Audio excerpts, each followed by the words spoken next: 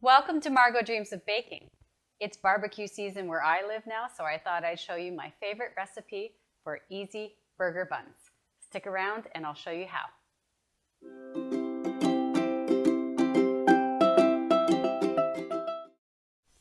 To the bowl of my stand mixer, I have added 355 grams, or about 2.5 cups of bread flour, and you can also use all-purpose flour. Then I've added 1 teaspoon of yeast, half a teaspoon of salt, and 2 tablespoons of granulated sugar. Make sure to put the yeast on an opposite side of the bowl as the sugar and salt because it doesn't like those very much.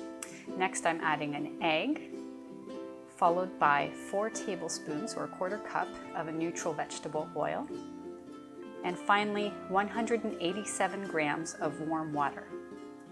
After that, I'm going to attach my dough hook and start mixing till the dough comes together.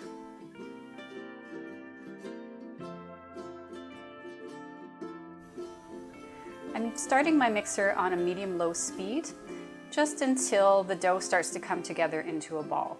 After that, I'm going to put it up to about speed 4 and mix for a good 10 minutes until the gluten is well developed and I can make windows with my dough. You can do this dough by hand, absolutely, and I've done it myself, mixing for a little bit less because you do start to get tired, but it works just as well. After about 10 minutes of mixing, I'm pulling my dough off to test it out and see if I can make windows. It's quite humid in my house today, so you can see how sticky the dough is and it's not ready yet. So I'm adding some more flour, 2 tablespoons at a time, until I get the right consistency of the dough.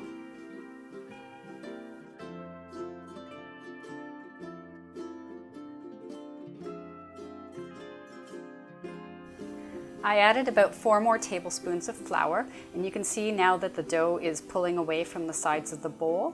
It's still going to be sticky to the touch, but it's at the texture I think that I want, so I'm going to do another test.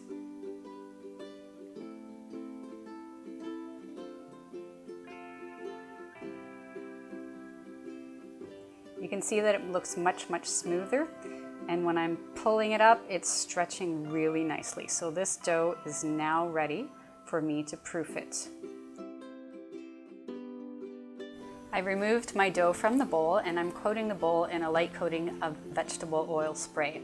Now what I'm doing is just taking the ball of dough and pulling the sides around it just to create a good amount of surface tension on the dough as it rides. Then I'm going to roll it in the oil. This will help it to keep from sticking to the bowl. Then I'll cover it and proof it for about 2 hours until doubled in size. It's been just about 2 hours and my dough is nice and doubled in size. So what I'm doing first is degassing it, and that just means punching down on the dough to get rid of any of the gas that the yeast has made.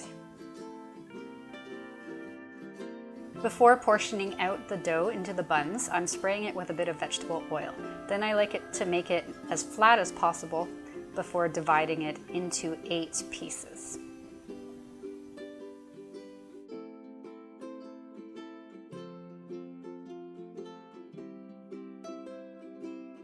In order to make sure that my buns are an even size, I'm measuring them and adding or subtracting bits of dough as needed. I want portions that are about 84 to 85 grams each.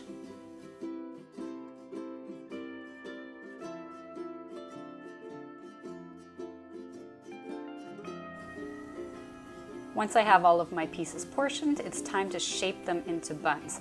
What I'm doing is the same as I did before, where I'm pulling the sides around the dough to create surface tension and then rotating it against the counter to seal the bottom. Now that I've portioned out all of my pieces of dough, I've put them on a lined baking sheet. And the next step is to flatten them with the palm of my hand. This helps spread them and make for a wider burger bun. Otherwise, they'll just puff up into a ball and they'll be like a roll, but not good for burgers. Once you have flattened out all of your burger buns, coat them in a light coating of vegetable oil spray and cover them with plastic wrap. Let them sit at room temperature for 45 minutes to an hour until they're nice and puffy and almost doubled in size.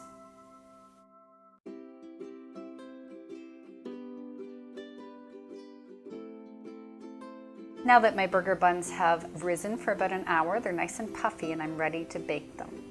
I have preheated my oven to 425 degrees Fahrenheit, which is 218 degrees Celsius. And now I'm coating them with a light egg wash. I've beat together 1 egg with 1 teaspoon of water, and I'm just going to brush that all over the tops of the buns.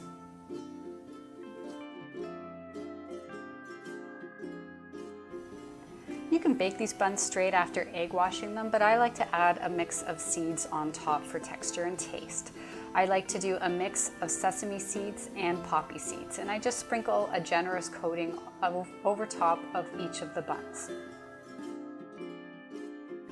After coating them with seeds, I'm going to bake them for about 10 to 12 minutes until they're nice and golden brown on top.